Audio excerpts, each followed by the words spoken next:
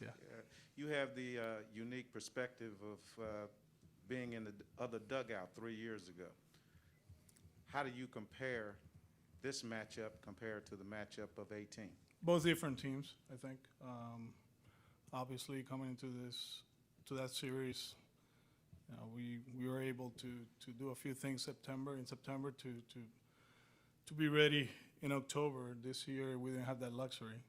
We've been fighting for a playoff spot for a while. It seems like September was our October, right?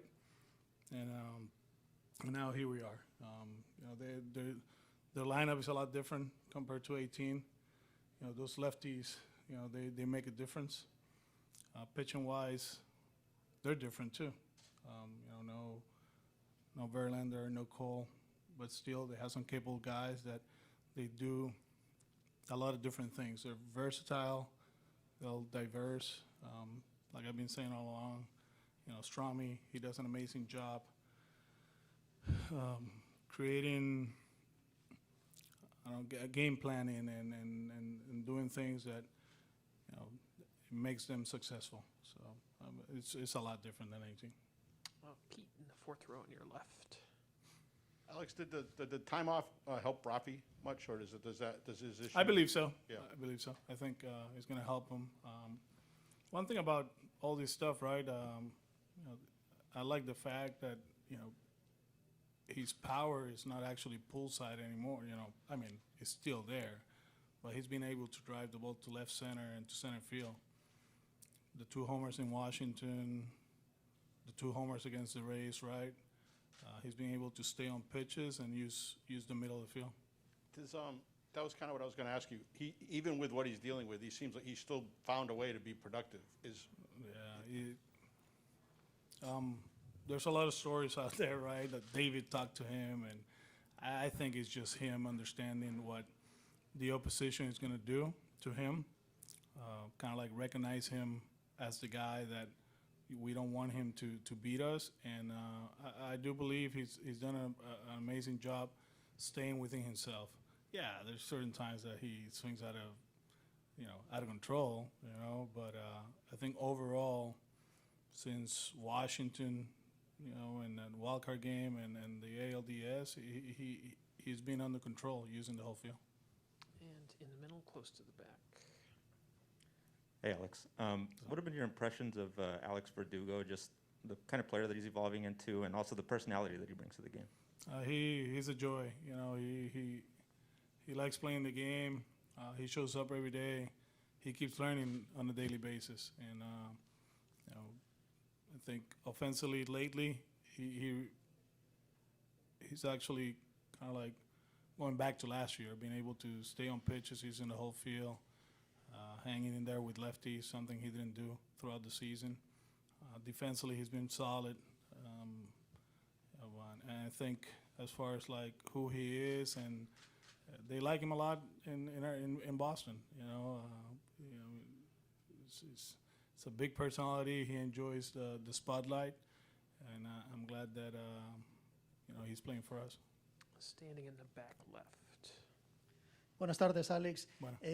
Una de las cosas que se ha hablado de cara a esta serie es de que tú seas ahora el manager de los Red Sox, tomando en cuenta que en el pasado estuviste con los Astros, entonces que a lo mejor tienen un poco de ventaja que conoces muy bien al equipo, cómo batean, cómo pichean y todo eso, pero ¿crees que después se convierte en un juego de ajedrez entre tú y Dusty, tomando en cuenta la experiencia que él tiene como timonel?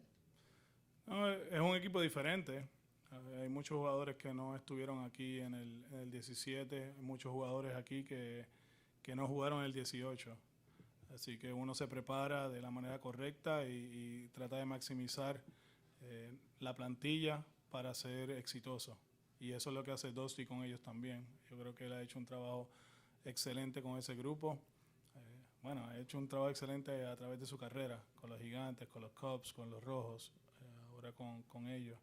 Y siempre en los playoffs es un juego de ajedrez, pensando siempre que es una serie de 7-4 y que un movimiento en falso en uno de los juegos te puede costar quizás 2. Así que siempre pensando en el presente, pero preparándose para el futuro. Y yo creo que al final también Dusty dio palo en Grandes Ligas, yo defendí muy bien, pero nosotros no hacemos ninguna jugada en el terreno de juego. La serie se va a decidir en el terreno de juego con muchos jugadores que tienen mucho talento. Sitting in the fourth row, Jared. Hey, Alex. Hey, How's it going? Your team had the lowest ground ball rate in the American League this year, your lineup. I'm curious how much you think that contributed to your offensive success and how much of that's something you emphasize, sort of getting the ball in the air and off the ground. I think the few things that we preach, you know, and it's not like don't hit the ball on the ground, is to be on time. And I think we've done an amazing job, especially in the second half, to be able to be on time and have better swing decisions. Obviously, at home, you know, it's a different game, and guys, they know that wall is right there, and we got some pull heavy guys, right, that they have taken advantage of that. We got certain guys that come from other organizations that probably that's what they preached, right, and you see it. But it's nothing. It's not that we are like conscious about hey, hit the ball in the air, or do damage. Actually, it's been the other way around. Kind of like stay humble and use the whole field. And you know, if it's that way, numbers wise, so be it. But at the same time, you know, it's more about you know our approach and what we want to do. It's not something that we are like actually preaching.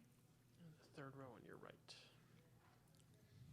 Alex, in 2018, the way you used your bullpen and kind of the all-in approach was something at least new for you in the big chair.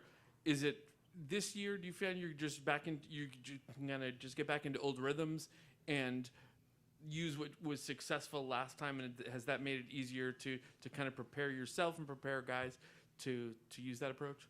Having the experience in 18, obviously, you know, prepare us in 19. It just happened that in 19 didn't work, but this happens because of the work they put in the off season, what our medical staff do early in the season and in spring training.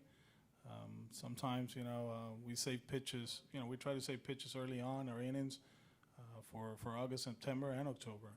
It just happened that in 19 it didn't work out. But we have a plan. They understand what we're trying to accomplish.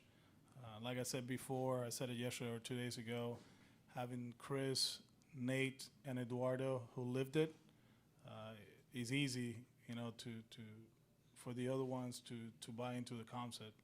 And you saw what Nick did. That was tremendous in that ALDS, what he did in Game 1 and obviously in Game 3. And, you know, we feel comfortable doing what we do. You know, you got 1, 2, and then you got an off day. So, you know, what's the point of naming a starter for Game 3? You never know what can happen from here or there. So, you know, we'll have everybody ready today except Nate, and see where he takes us. Go far in the back with Alex. Hello. We talked a little bit earlier about whether or not there were comparisons between Chris now and in 18. What did you learn about Chris in 18 in the postseason when he was kind of trying to find his stuff? It's all about the team with him.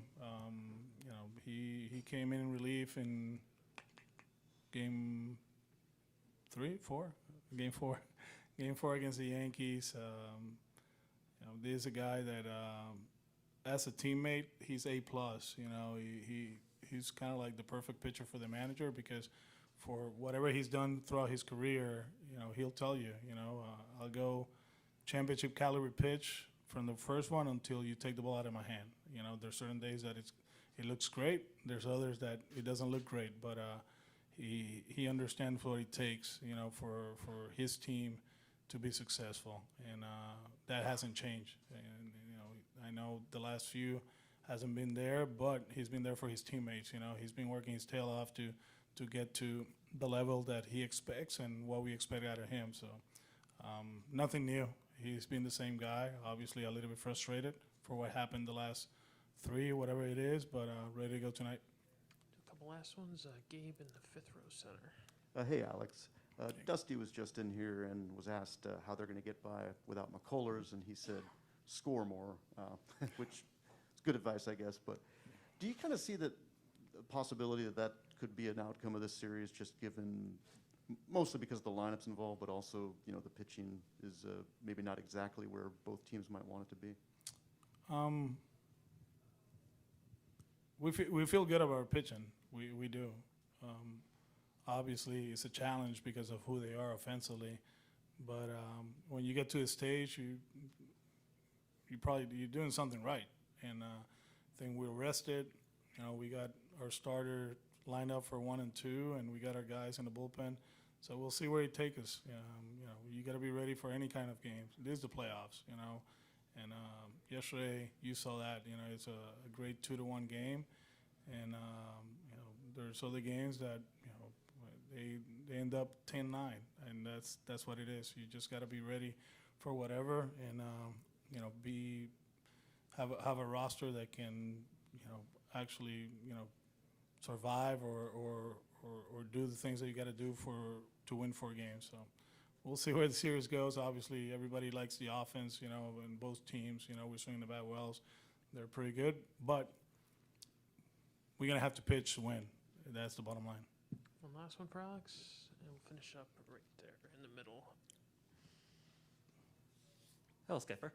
What made you add Sawamura to the bullpen for this particular series?